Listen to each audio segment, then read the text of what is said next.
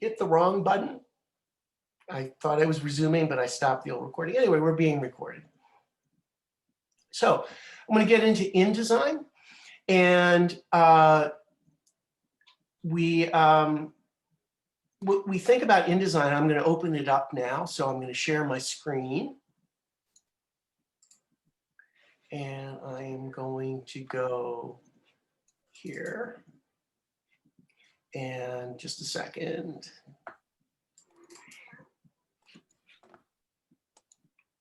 And I'm going to view. Okay, so people can see this now. I've laid out the images, added a little bit of text, the descriptions, a few other pieces of information. And let me just do. Michael, I'm sorry to interrupt. Where do we stand with the diagrams? Have we seen I those? actually just suggested that what the students do is that they recolor them in however they like in SketchUp. Oh. And then bring them in. So for instance, I just changed this area that was red in the SketchUp model. I changed it to green, the one that shows circulation. Let me just do. This was whatever we did the very first time we introduced Photoshop, I think. Yeah, and I introduced actually Illustrator to put in some lines and arrows, but you can actually do that in InDesign, and it might be more desirable. So this is the sheet laid out, but I'm going to go to File, New, and Document. And I am going to, in this version, I'm going to do it to inches, and I'm going to do a 18, or actually 24 by 18.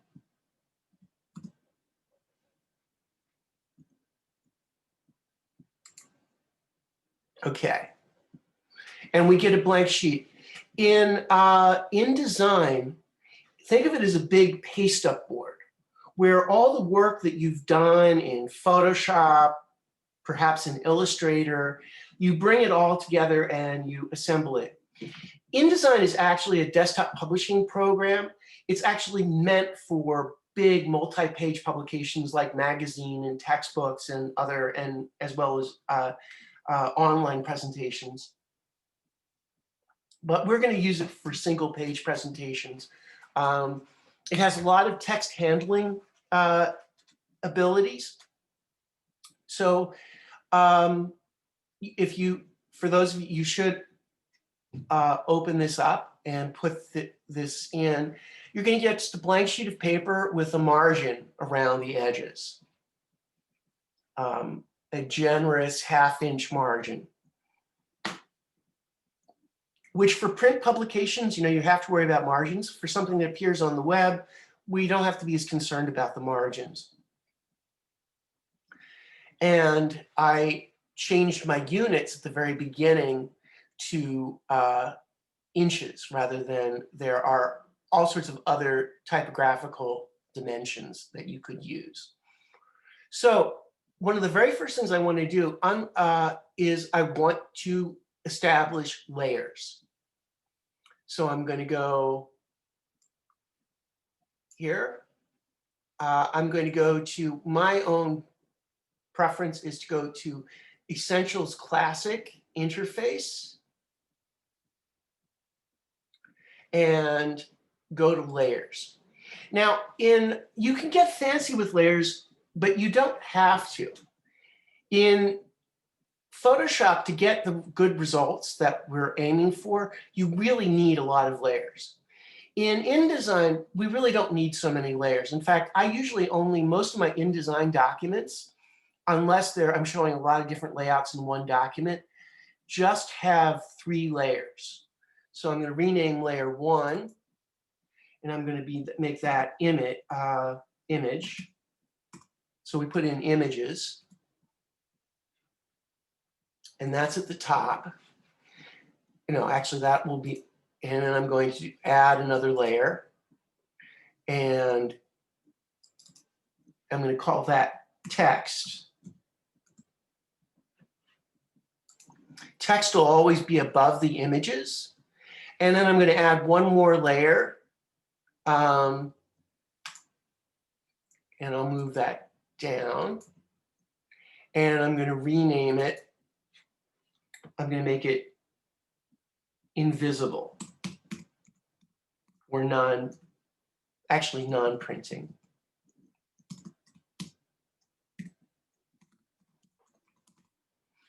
And I am going to uncheck print layer. This allows me just to put things in that I know won't print, like it really, notes to myself, guidelines, geometries, things that I may not use. Sometimes I use this layer, sometimes I don't. So I'm going to go to the images layer. And there's one other thing you want to do before InDesign is you want to get your files organized so that the files for this particular project exist in two places. The folder I created for case study 1, and then I also have another folder I created with renderings. Was I completely consistent? No, but those are the two places that my files are sitting. So I'm going to go to File, and I'm going to go to Place. And I'm going to pick this Photoshop document. I didn't even show you the Photoshop.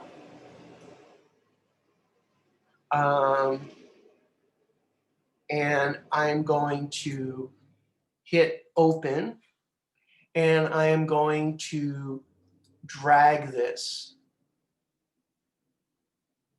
And you see this little thing that says X% and Y%? This is the percentage size of the document. So I'm going to do it around 71%. This is actually a rendering I've just been working on. I'm not quite done with it, but that's the beauty of it being in Photoshop. I mean, being linked. So that was it. I did File, Import. I brought this in. If I want to move it down, I just move it down like this. If I want to continue to resize it, I always get this mixed up. Shift and Control. I think it's Shift and Control. Yeah, Shift and Control, or will resize this if I grab one of the corners, resize it evenly. Another thing which I don't need to do with this particular image is, but it's nice to know, in InDesign, all images come in with a cropping box. So you can crop your image in Photoshop, but you don't have to. So I'm just going to take away this little bit of the wall here.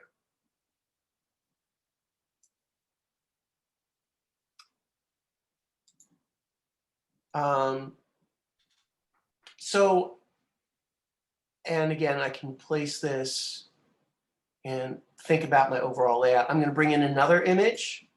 So just click to deselect that. File and Place. I could also drag them right in, but I actually prefer doing it this way.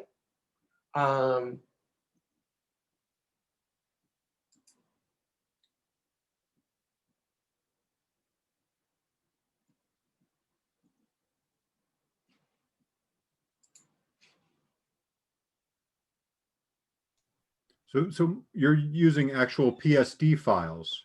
Yes, I'm not going into saving these as I don't have to save them as an output file, as a PNG file. I'm actually connecting live. If I want to continue, this is one of, thank you for pointing that out, Professor Bertram, because I am using actual Photoshop files. What's really cool about InDesign, if you keep things managed correctly, is it will live update the files. Like if I do something to one of my Photoshop files, I edit that Photoshop file, it will show up in InDesign and the changes will come up. I can also click on it in InDesign and it'll launch me into Photoshop. So this is a tremendous value as far as workflow, because it means you can start laying out your presentation without you necessarily being done in Photoshop. Or if Professor Bertram or myself comes to you and says, I really don't like that background in that top image, you need to do something about fading it a little bit, you know, you say, rather than starting all over from scratch, you say, well, thank you so much for that suggestion, Professor Bertram. I'll go do that, and your presentation gets updated.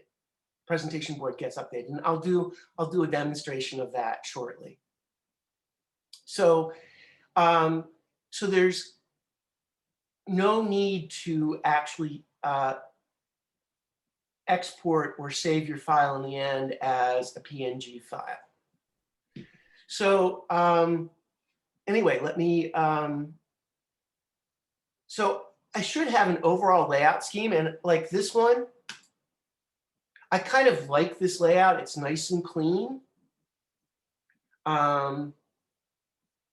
You know, I can look at bringing in other elements as I like, but let's get into using some text. Oh, and I also put these went on the wrong layer. Oh, I'm sorry, I'm in the wrong document. I'm in Untitled. So I want to put a title in for this project. This is actually, I'm just going to cheat from copying from my other one. This is the Desert X Al Ula Visitor Center in Saudi Arabia by KYW Studio. That's the architecture firm. You should be really clear for your portfolio and for our class. These are not your designs. This is a case study. This is something you're looking at, you're examining, you're replicating. You didn't design these. So you want to make sure that's right there in your title and certainly in your portfolio pages. So I'm going to save time. I'm just going to copy this. Copy. And then I'm going to switch to my new document. And I'm going to use the text tool. And I'm going to drag a box for the text. Although it's not on the text layer, I'll move that. Edit, paste without formatting. So it's real small right now. Let me actually just do it. Edit. And there it goes full size. But I'm going to go over manipulating text. So let me just edit and undo paste text. Okay, so all text, with a few exceptions, in InDesign is in a text box. I want to put this on the correct layer so I keep things organized. So there's the text. And I'll move that up to the text layer. And here are my images. So I want to make my, for my title text, the name of the project, I'm going to make that big. I'm going to make it 60 point. The rest of it, I'm going to make 36 point. So I'm doing that up here on the toolbar. Okay. And I'm going to align that. And there's actually, I'm going to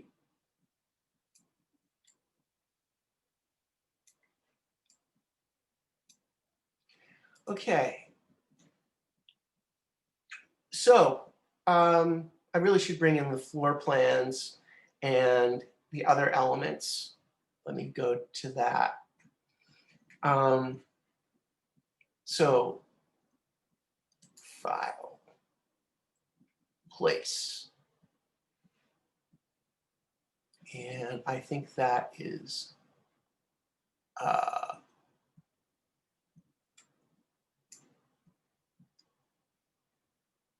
lot of renderings. So I have to just switch.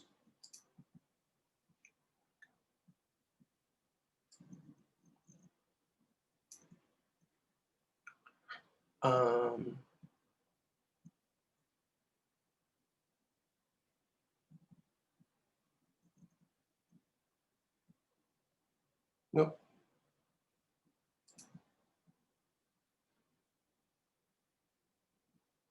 So I really like Kira's. I'm going to bring hers in.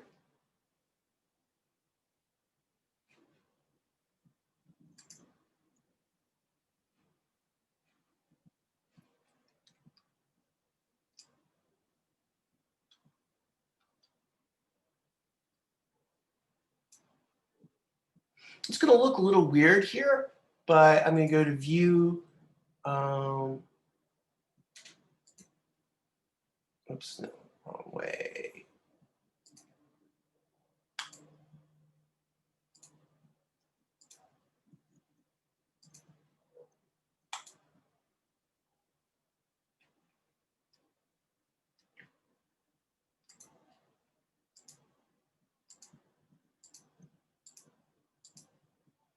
And can you see, this doesn't look really very good. So what I need to do, which is kind of frustrating in InDesign, is I have to go to View, and I have to go to Display Performance, High Quality Display. And it's going to take a minute, and now it's going to look much better. And let me go to View now, Fit Page in Window. Okay. So I'm not actually that keen on this arrangement. The renderings are nice, but I want to see the floor plan bigger. So I may reduce these two renderings. So I'm going to hold down the Shift and Control keys.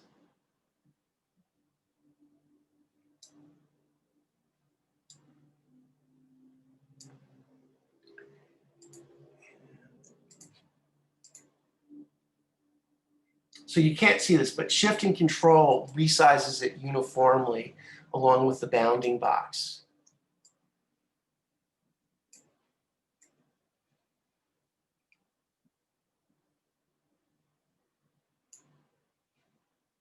And I'm going to resize this.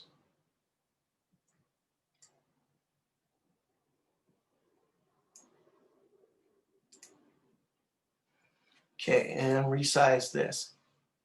Maybe I'm having too much fun, but one of the things that I really like is that I can quickly lay things out and look at alternate layouts very, very fast. Even though I'm going to wind up with the same layout I had before. Now, one thing I want to do is there's some text in here, and I want to take that out. Now, I could cheat. I could just put a little patch over it, but let me just show you about going into the sorry.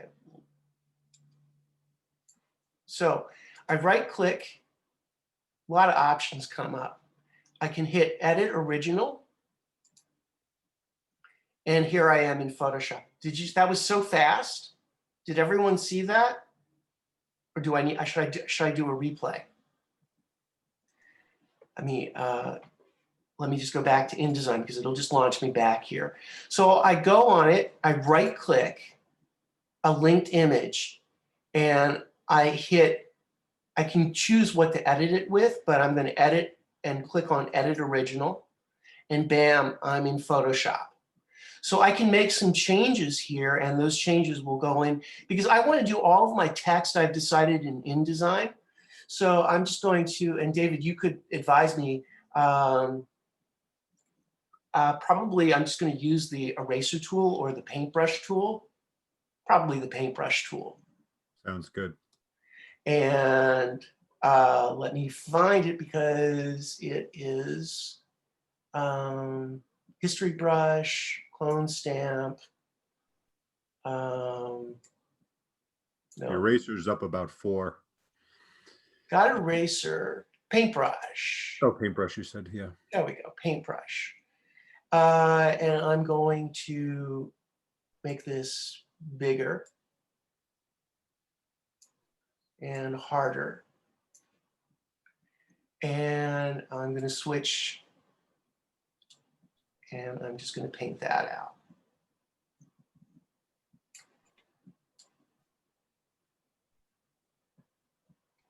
But you can see I could make other changes in this. And I just have to file and save. And I'm going to hit save. And then I'm going to go back to InDesign. And oh, it actually automatically did it for me. Sometimes it'll give you a little reminder, a little symbol that comes up that says there's a little, your link has changed, but it did it automatically. And I think actually I want this to be even bigger. Yes, it's going to look like the layout on the other page. So Shift and Control, that's really important. Shift and Control to uniformly resize. So I have this image in here. I'm going to keep the bar scale. I want the scale. And then I'm going to pick and pull in the images of the analysis, which may take me a minute to find. So I'm going to go to File and Place. And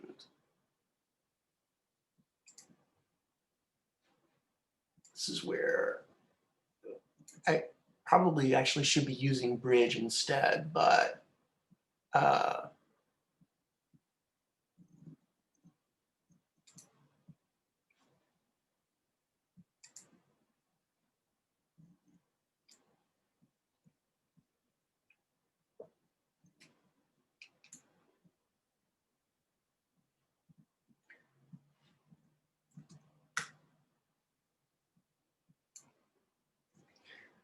oops. So maybe I'm making you may feel a little. You can see I'm making this go very fast. Now I have like a couple things that I need to clean up here. I'm not going to do it all, but this is a little trickier, but you saw how I could go back and edit this, and I could do the same with this. But I'm going to add some text here over these guys. So generally speaking, even though you can add text in Photoshop or it's probably best to do the text, if you're going to run it through InDesign, to do it in InDesign. So let me grab the text box, switch to text layer. Of all the Adobe programs, the layers are probably the simplest in InDesign. They're important because they're how things stack and how you want to organize things. So I get really frustrated when people don't use layers, and then it's just kind of a mishmash. This gives a structure, which I find can be really helpful. So and the other thing that I want to point out, that down here, this is really important. I'm about to make a mistake, but so far, do you see at the bottom of the screen, it says no errors. This is really helpful because it tells you if there's a problem. Sometimes the problem is a big problem. Sometimes it's a little problem. Sometimes it's not really a problem at all, but InDesign is only so smart. So let me make a problem right now, just to show you. I'm going to grab this text box and I'm going to squeeze it down. And now I'm going to get an error. And what is that error? Whoops. There's an error with text, so-called overset text. And then it'll take you right to where that error is. It's telling me that my text box is clipping off some important text. This is really nice. And you could say, I want that.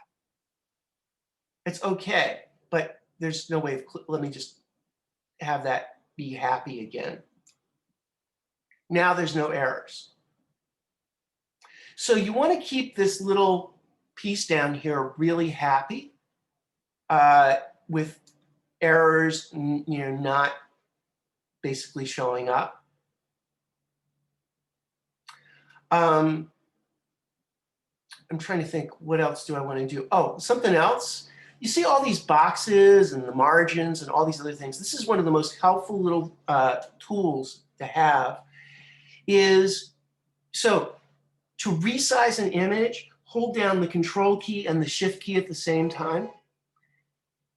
The other really useful tool is anything except the text toolbar is to hit the W key. And you'll see, oops, I have to deselect. You'll see now it looks all nice and pristine. This gives you a preview of the way it's going to look when it prints. So the W key, I tap it and they come back, but these things won't print.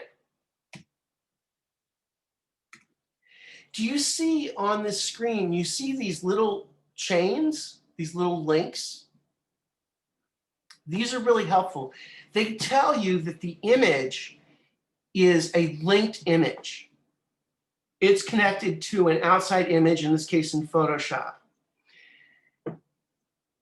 In the past, when I've worked with students, because people were moving between their home computers and their college computers, I actually encouraged folks to not have these be linked, but actually to do what's called embed the images into your InDesign files. Because you are working on your own computers and you're not moving around, you want to keep the links because the links allow you to do that updating.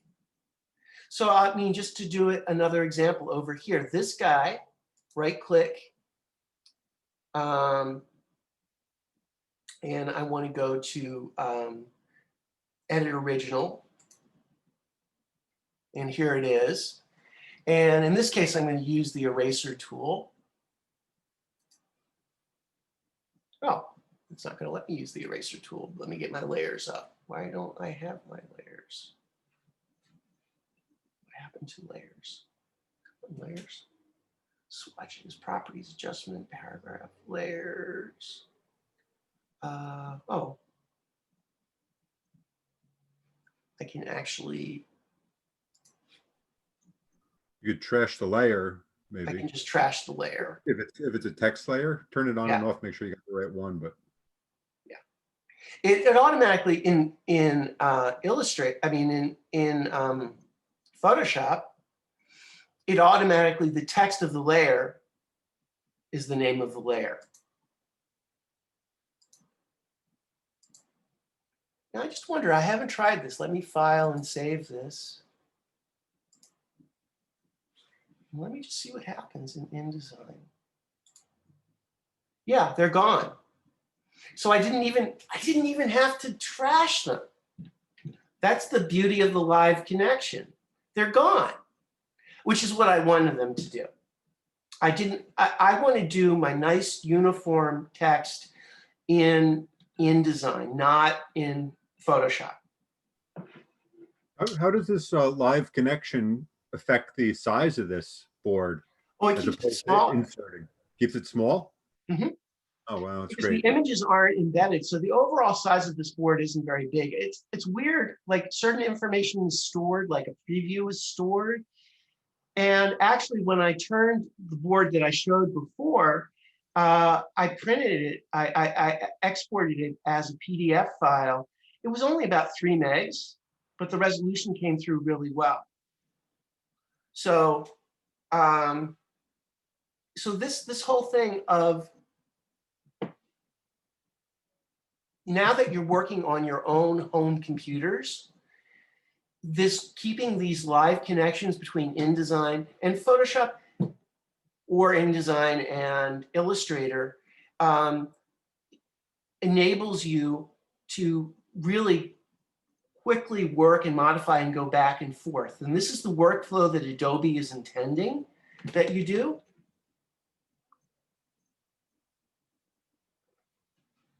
So I'm now going to go back to the text layer and add some text. Okay. So I'm going to do some captions, and I'm going to make them text.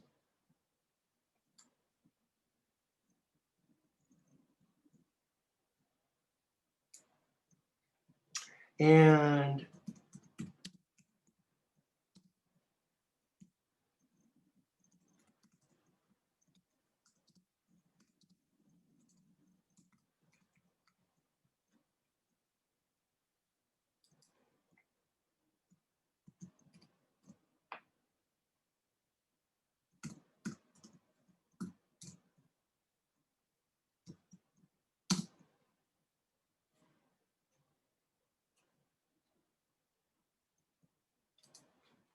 yeah, and aside from the title text, I actually want to use another text for this. So I'm going to instead of Minion Pro, I'm going to use one of my favorite typeface. I could later explain why. Myriad Pro. Come on, Myriad Pro. Not Myriad Variable Concept, but Myriad Pro. A sans serif font. There are basically two types of there are many types of typefaces. These little feet and heads are serifs, which tend to be in more old-fashioned script. Some people find them easier to read. This without serifs, sans serif, is more modern, cleaner, and I find it aesthetically appealing. Generally speaking, you don't want to have in any document more than 2 different typefaces. One is really okay. You certainly don't want to go crazy, and you always want them to be legible. We'll go over a little bit more about the exact sizes and typefaces, not this class, but next week. So what I'm hoping is you folks are picking up that you can work really quickly in InDesign, and you can also keep it live. So, and you think about David and I actually spent some time thinking about this layout, and we went with 18 by 24 because of the size of the images we were working with. And that way our resolution should be good throughout. All of these images would fit that size. If it was much bigger, we might have some resolution problems. So let me just show you so you can bring in some guidelines. So I'm going to just bring in one here to help give me some guidelines for my text. And these won't print.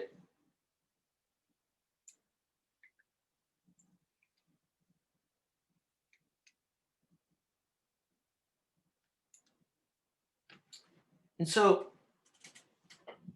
now I'm going to, the easiest thing is if you already have a piece of text that's the font that you like, is just to edit, copy, edit, paste.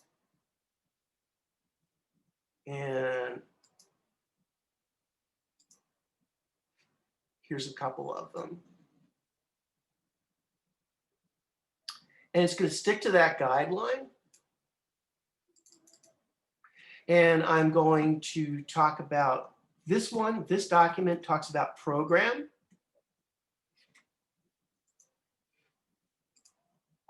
And then I'm going to put this one down here. And there are all these things that do automatic alignments. And I'm going to instead do, for this one, circulation.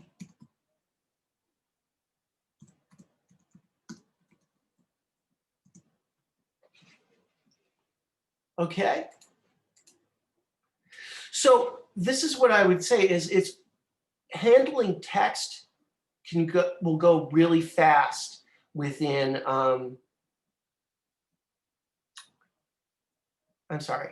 within InDesign. Well, this one is red. Well, I'm just going to stick with it. And I'm going to go in and I'm going to annotate this. So we have tools like lines and arrows.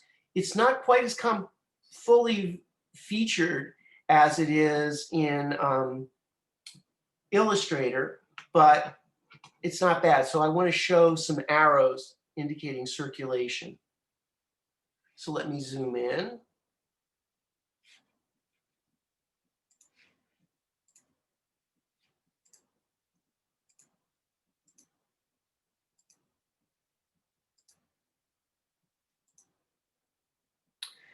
And I'm going to go to line. And I'm going to draw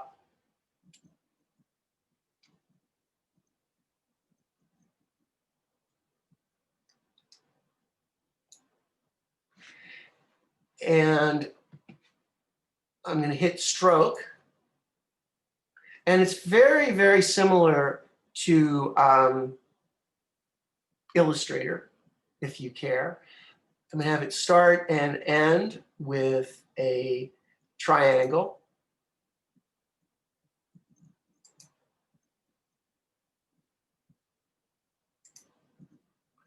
And I'm going to change the type to a dashed line, actually a dotted line. Well, let's check dashed. And dashed, I'm going to change this. So instead, it's going to be 3 point and 1 point. And you get a lot of control over that. And I may want to just adjust this a little bit.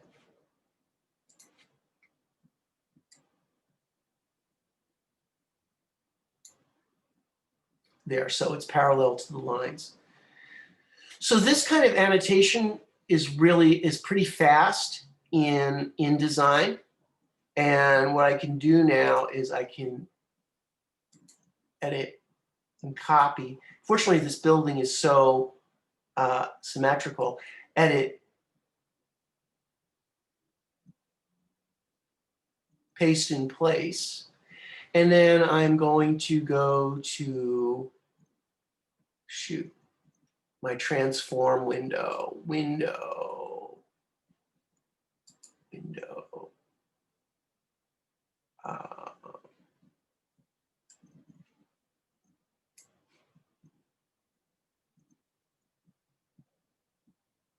Oops. I wonder if you right click on it, I wonder if those options come up. That's what the guy was doing in that video. That's why I just had it in mind. Okay, yeah, is flip horizontal. Yeah, flip horizontal. You're right. That's a good way of going. That's what I want to do. I want to flip horizontal. I'm pretty sure I want to flip. Yeah. There you go. That's what I wanted. I wanted the arrow going in the opposite direction. And that's called the context menu. So right. Michael had already selected that line, and then those options were specific to that thing that he picked. So like if he has nothing selected and he makes that right click, there's nothing to transform. So you got to select your object first. Yeah, you have to do this.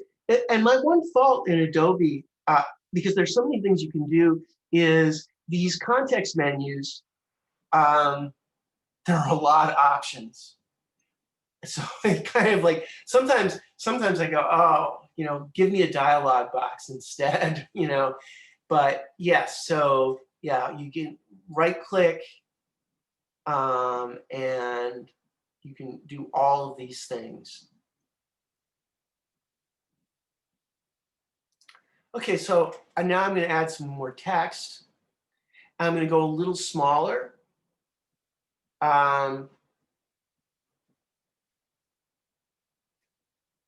So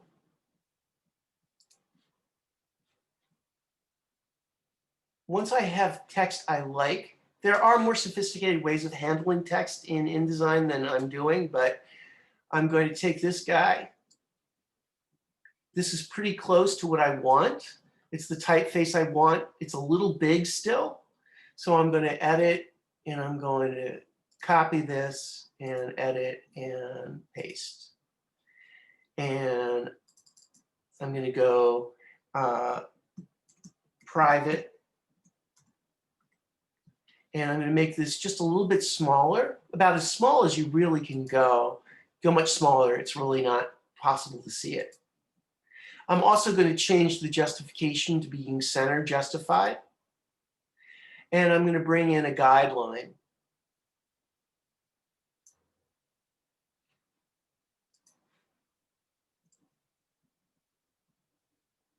And there. I love putting in guidelines, and to help organize this. They all disappear. So if I go back to quickly view fit page and window, and I type W, all this stuff goes away except the object that's selected. If I click off, I get a clean screen. A lot of students, when I've learned this, is sometimes I even like to turn on a grid and snap to a grid like you do in AutoCAD. You can do that in InDesign.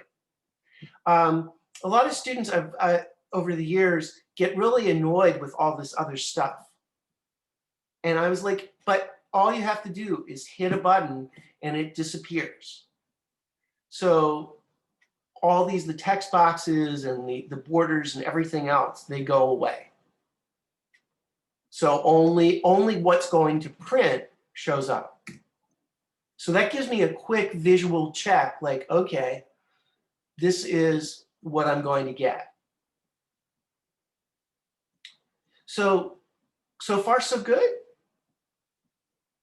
Okay. One thing, Michael, Yeah. forgive me if you didn't mention, if you mentioned it already, but the difference between the image box, the blue box and the brown box, which is so annoying, and like touching the wheel in the middle. Yeah, you have to be really, it's going to drive you crazy, this thing in the images. What you have to do is be careful when you click on this. If you just want to move the whole image around, just click anywhere except this guy. This will pan the image within the frame. That's the brown box that David was talking about. I don't typically want to do that, but if I want to move the entire thing, I can just pick anywhere and I move the entire image. If I want to resize it, and this is the tricky part, I don't have, I don't have much that I want to cut out in any of these images. I just actually want to make that. Oh, you see that? I only held down the shift key, not the control key. I pulled out this. This is a clipping box. So the image is still there, but I have a little clip. Let me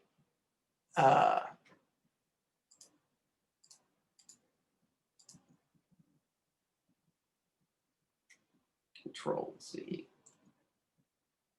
Okay, Shift and Control, and I'm going to pull this up. And there's a faint green line, which I can barely see, and you guys probably can't see at all, that's showing me that it's aligned with the top of the image to the left, which is what I want.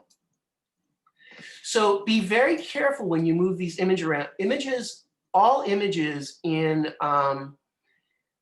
InDesign come with two things, the image itself and then this clipping box. So just to show you again, if I wanted to make part of this image disappear. This is really good when we get to Lumion.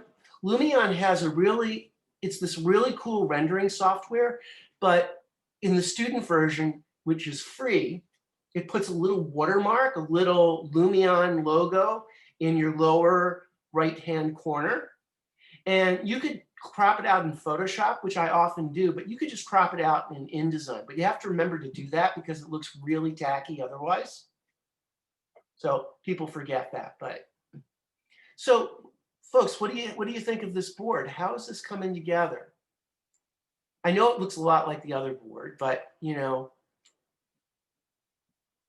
we're not going to go crazy with this. You could do, we really want to see the elegance of your drawings, your renderings, the stuff that you've done with Photoshop, and not so much lots of doodads, graphic things thrown in here just to make it more interesting. This is already quite interesting enough. One thing I do want to do, and you could debate me on this one, is you see how there's this ground line for this section? I'd really like to continue that ground line over here. And while I could do it in the original, in Photoshop, I'm just going to do it in InDesign. But for that, I'm going to zoom in.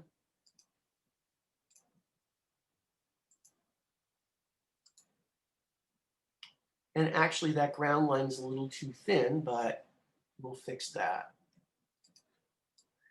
So just a basic line tool.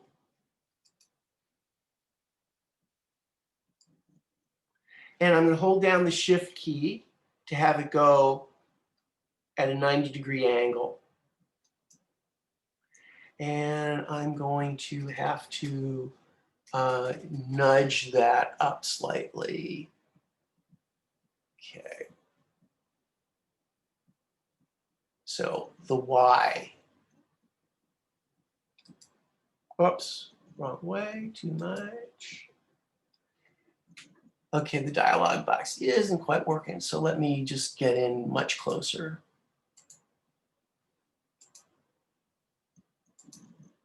Well, that's actually okay.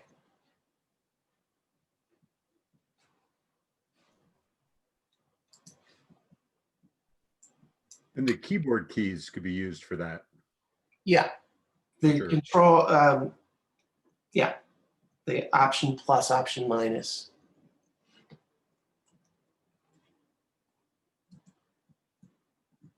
So now I'm just doing the keyboard keys. Except that I did. Now what did I? Oh no, I've screwed up.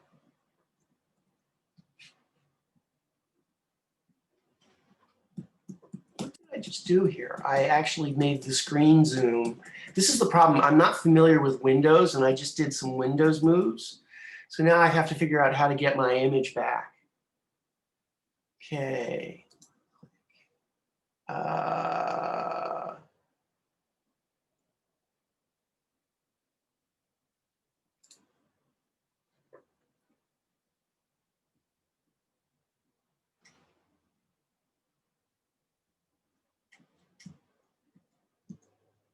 Here we go. Matt, sorry. This is the problem, is like I don't remember my keyboard. I did Command plus. I think I was supposed to do Option plus. Is that right? I thought you were trying to move the line. I just meant arrows to move things. Is that what you were doing? Like you were just moving the line up, I thought? I was actually doing it in the dialogue. Yeah. I was just saying I think you could just use the arrows to move things a little bit. The keyboard arrows.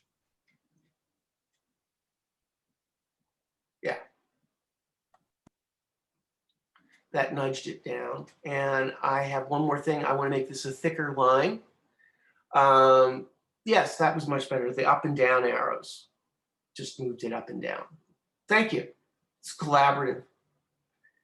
Okay. And let me just switch this. And instead of 1 point, I'm going to make it 2 point. And let me get rid of magnifier, which I did not want. And let me just get this control.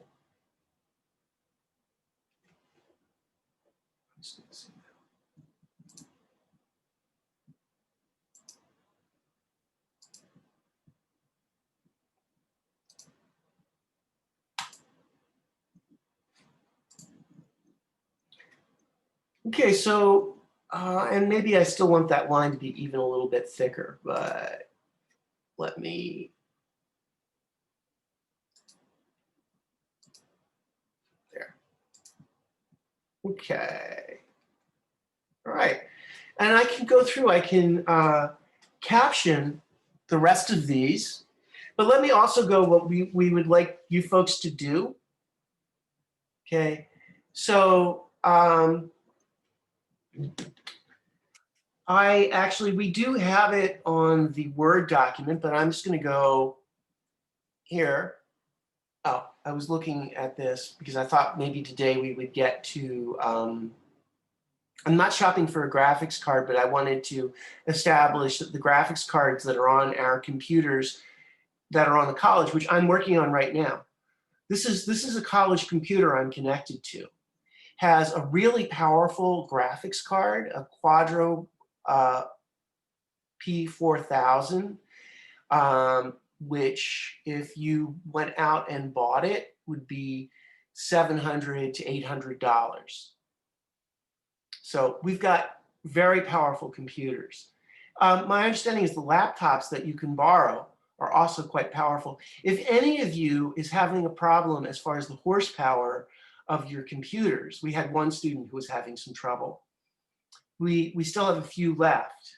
So if you're like, your computer is really like gasping and going really slow,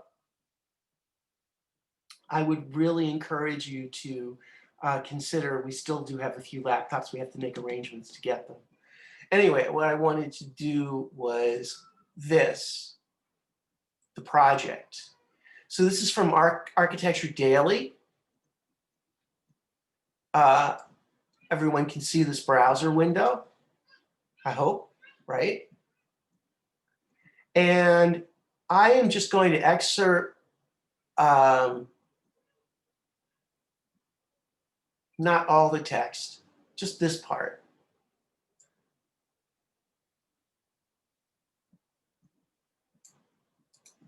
Copy it.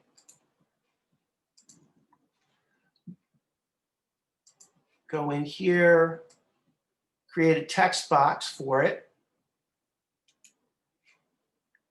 Oh, I want to paste.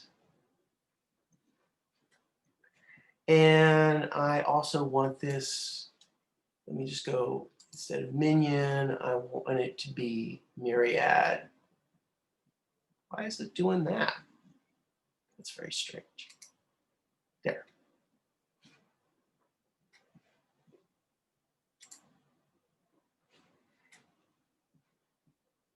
And I actually want this to be a little bit bigger.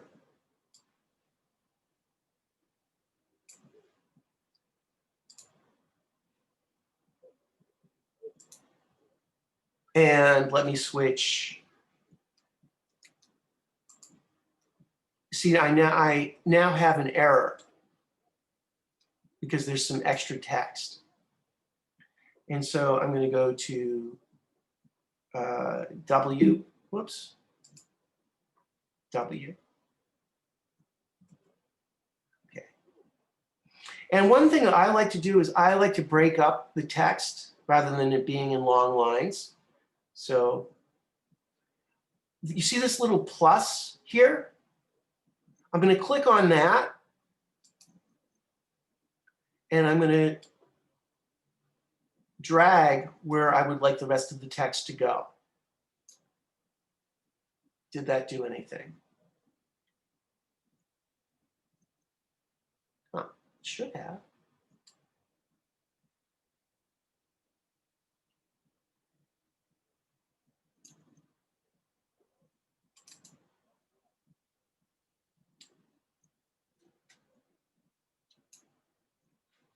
Okay, I don't use this feature a lot, but let me just do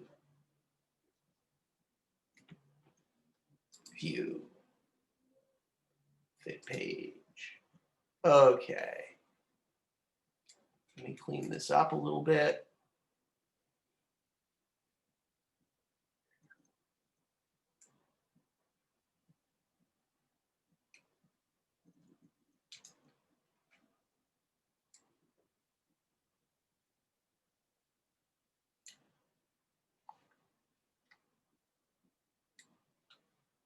And this is also on the wrong layer.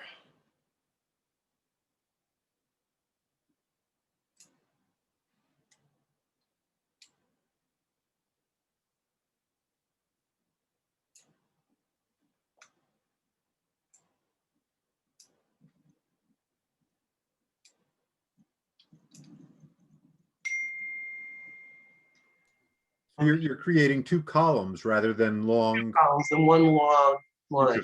Interesting. Yeah. Yeah. And this is, I'm not quite sure about this text, but I like, it's easier to read text when it's broken up like this, rather than your eyes get tired to like scan a really long column of text. I'm going to just move this over a little bit.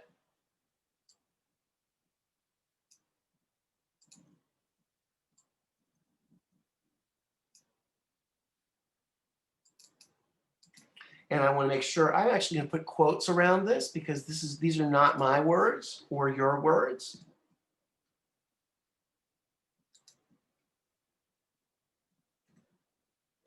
And I'm going to do a little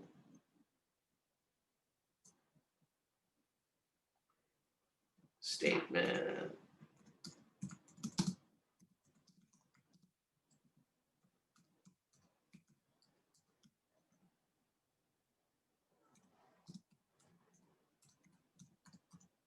Oh, you can't see my typing because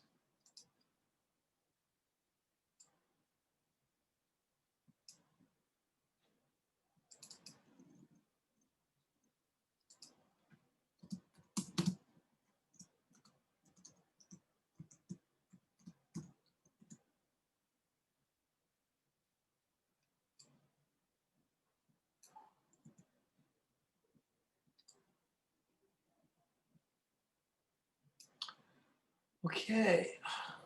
Funny, the spell check didn't come in here. Oh, I have to, another last thing, which is really important. And I'm going to make that italicized so we really see that that's a quote. So regular, I'll go to italic. And one other thing, edit, I'm going to turn on spelling, dynamic spelling. And this is helpful because it's a lot like Microsoft Word, where if you type a word wrong, you'll get a little highlight underneath it. So in the dictionary, it does not have ArcDaily. I want to make sure I actually said that right. Is ArcDaily? Let me get my browser up. Yep, ArcDaily.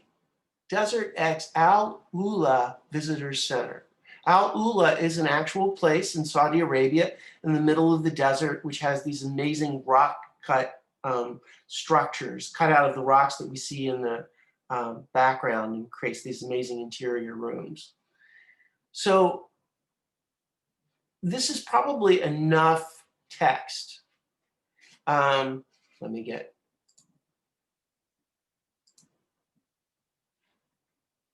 And it's like, it doesn't like the British spelling of center, but I'm going to stick with it. I wonder why it flags it here, but not up here. Oh, well.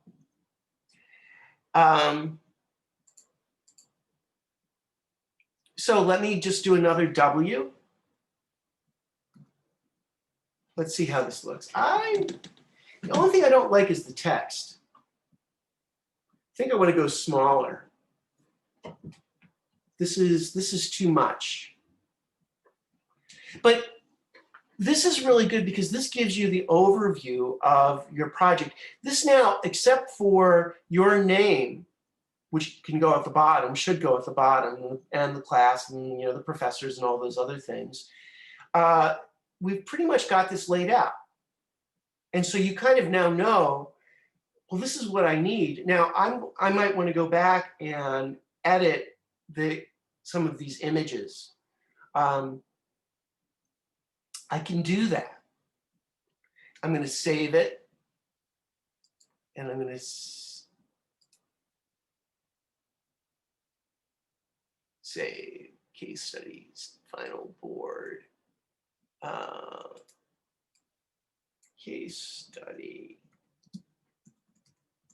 sample 2, and I'll put this along with other images. Yes. So kind of a big question, actually. I honestly don't know the answer to it. Well, 2 questions. Do you suggest, what are your thoughts on vertical versus horizontal boards? And are they supposed to mimic your board, or they could just do whatever they want? Look, I'll give you room to do what you want. I think this kind of works. Mimic my board and you'll get, no, I'm just kidding. You'll get a gold star from the teacher because the teacher's brilliant and whatever he does is like what you should do as well. But you could play around with it. I find this works really well. I mean, to me, I could be wrong. I like the renderings at the top, the drawings lower down. Mm-hmm.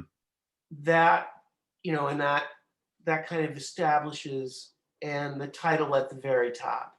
Yeah. What about a portrait versus? Yeah, I find it because most of our images, you can try portrait, meaning it'll be narrower and higher. Let me just get fit spread in window.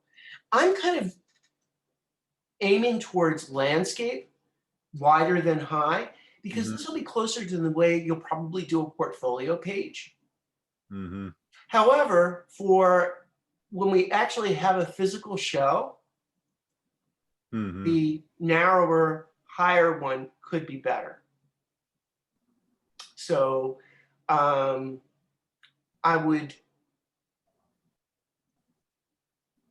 a little bit torn actually, which way to go. You can try either. I would recommend, partly the other with landscape is like the dominant images are going to be landscape format. Your renderings, unless you've done something really quite different, are going to be much wider than they are high. Yeah. So that's why I kind of went with this. For this building, for these renderings in particular, it makes sense. If you had a tall building, low building, exactly. We've got a low, very horizontal building. So I think they tend to go together. Makes sense. Yeah, I think so. Let me just go back in, highlight this. This text is too big. 18 point was overdoing it. I'm just going to make it 12 point. That's too small. One can fuss with these things a lot. I'm not sure.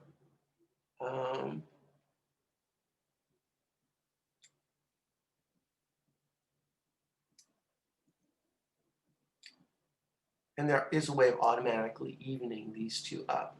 Oh, why am I getting a little save sign?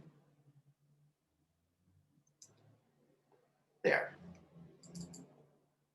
I think that's almost all right.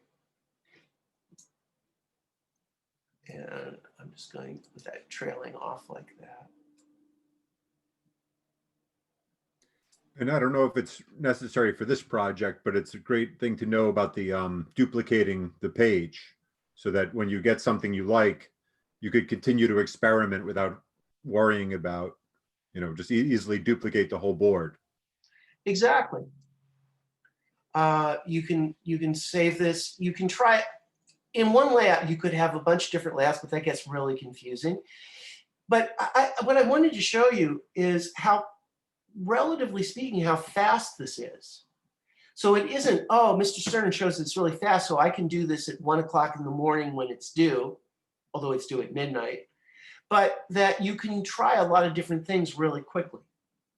And you're not, and it also doesn't have to be the last thing that you do.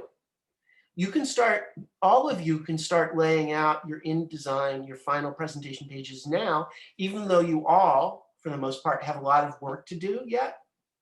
You know, you could put the current renderings you have as placeholders and just keep working on those renderings and see how they look and see how, you know, things go.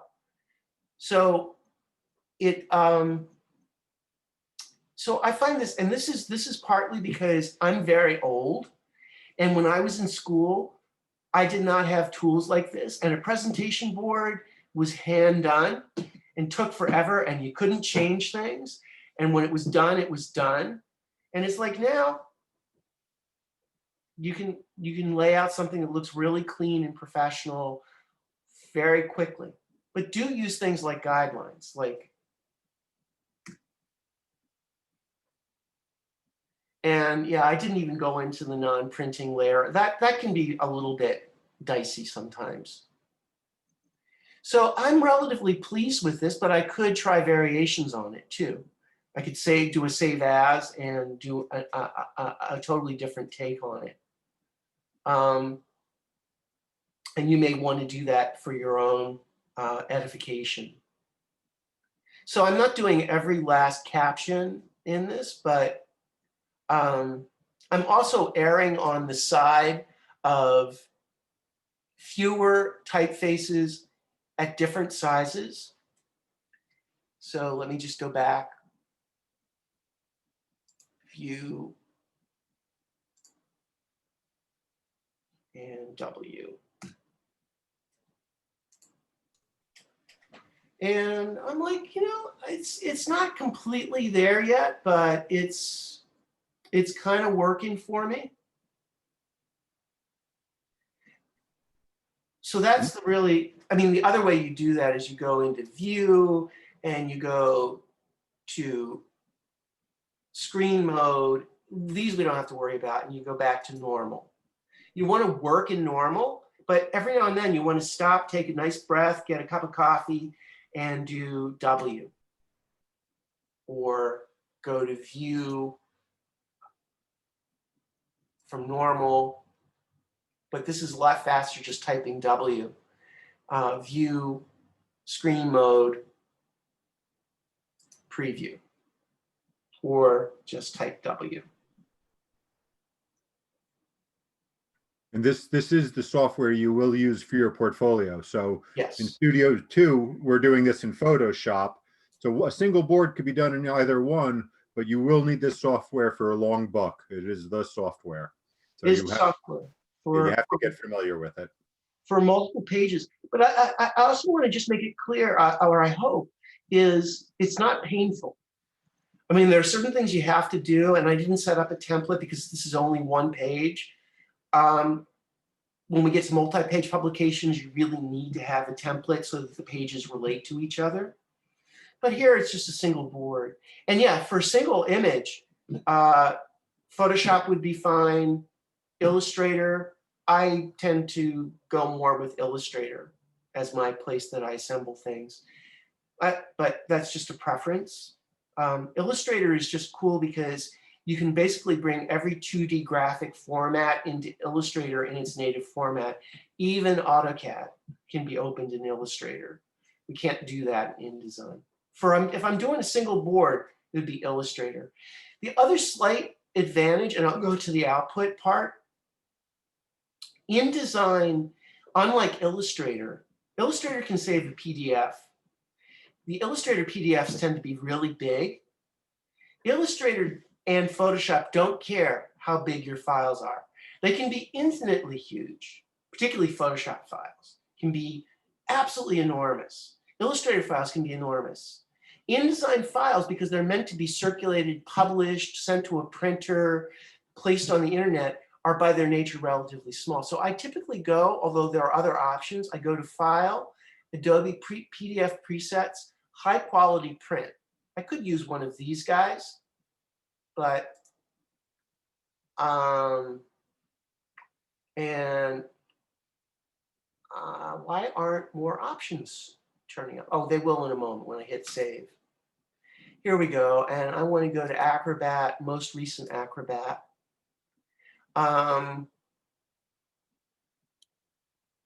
And hit X, look at compression. Yep, and here we go. This is already what we want. It's not going to downsample anything, but 300 pixels per inch. So these are all good. This is all what we want. The nice thing is you don't have to really look at these. Hit export. I wish it would actually pop up once it's exported. It doesn't. Let's go File, let's save this. And then I'm going to go to my folder. And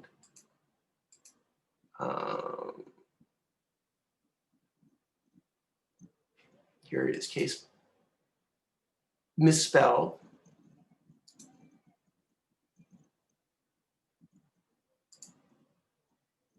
And here it is. And I want to just zoom in on it.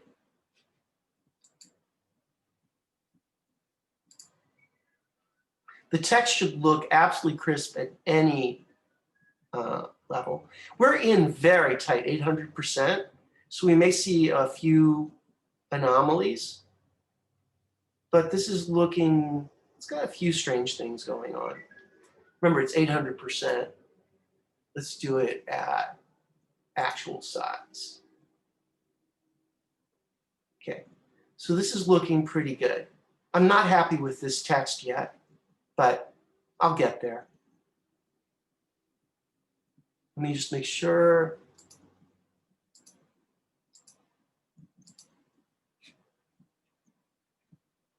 Everything is looking very nice. And let me just take a look at this file size.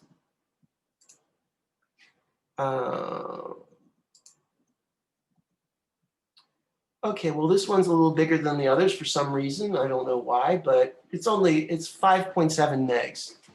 That's not bad considering how big those Photoshop images are. They're really huge. So that's what I wanted to go over. Are there any questions?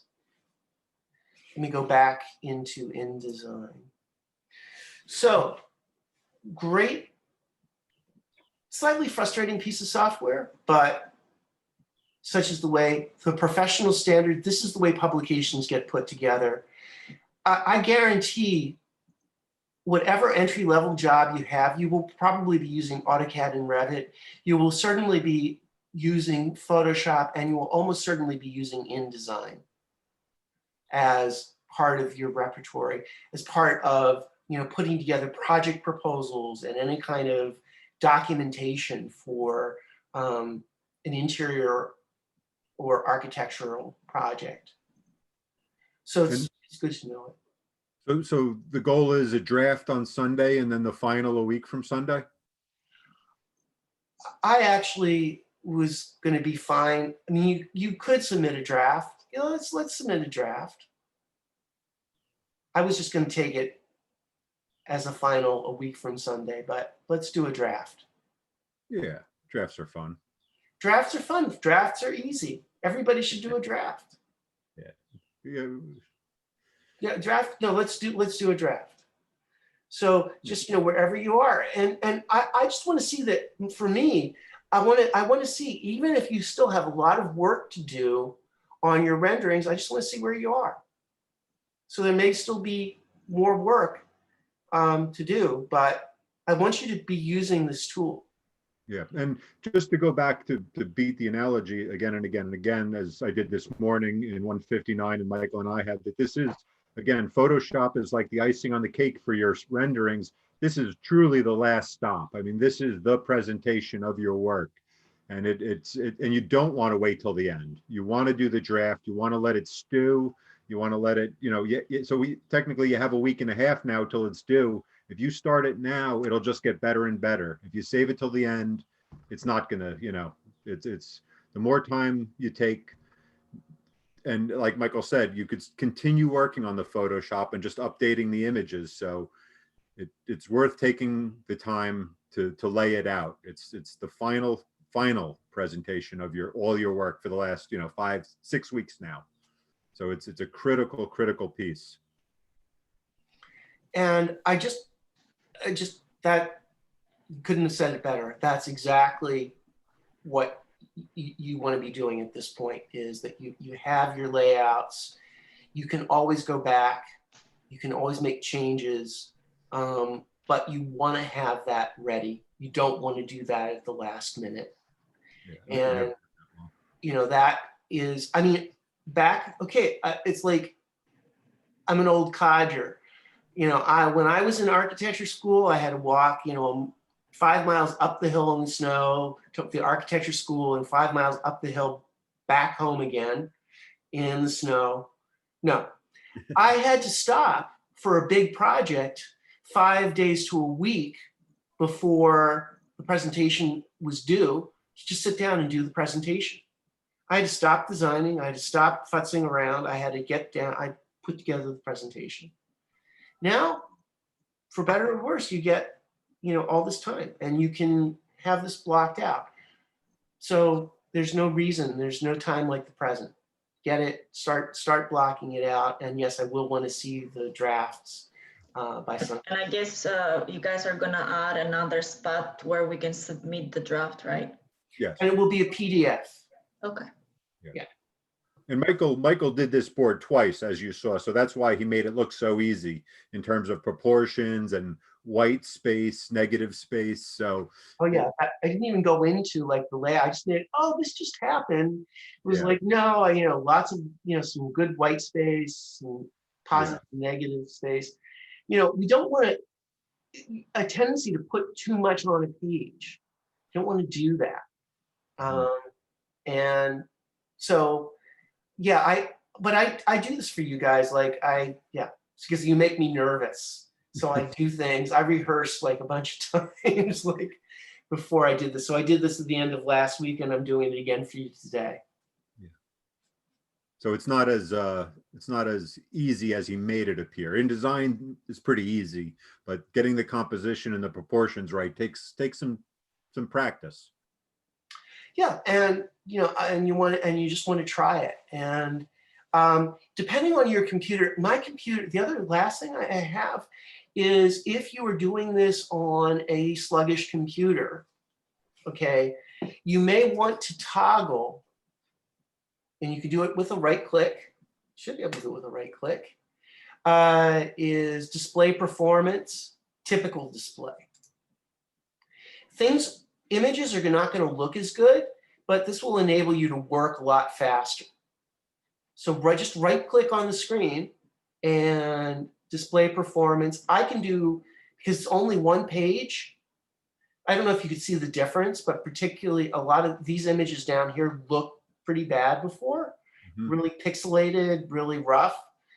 But you may experience a lot of sluggishness if you're not using. This computer has a fast graphics card, 32 gigs of memory, an incredible processor. It has it's basically almost a dream machine. I mean, these computers that we have at the college have the latest and greatest everything, which is why when I talk about Lumion, we're going to talk about and hope to get you guys connected to the campus computers so that you can do some of this high-end stuff without making your computer melt. We don't want that to happen. Looks good. Any questions? It's past 4:30. All good. So Thursday we'll review, I guess, Photoshop as needed, InDesign some, and maybe get into Lumion. I really want to get into Lumion because I want to show off and I want to get you excited about potentially using it. Yeah. This rendering here, both of actually, this happened because I've been working on it more recently. Both of these renderings are Lumion. Obviously, I still needed to do Photoshop afterwards because the backgrounds needed work. But you can see the quality of light that you can get. And these, amazing shadows. Beautiful. Soft, long, amazing shadows that you can get in these things. So that's what we hope to get you to. But continue with your Photoshop renderings. Most of them still need a fair amount of work, and you want to know your Photoshop. I had to put a fair amount of Photoshop into these, even though I used a renderer. So I got out of SketchUp, but particularly for this project, because it's situated in the desert, I needed to spend time with these images in Photoshop. So Photoshop is indispensable. Some people think like you get a renderer, and for some projects it kind of works. You just push a button and you're done. It's like usually not. Usually no. All righty. All right. All good? Thank you. Very All right. good. Take care. See you on Thursday. Bye, guys. Bye. Bye. I'm just going to stop the recording. Stop share and Thank you. All right. Take care. you're welcome.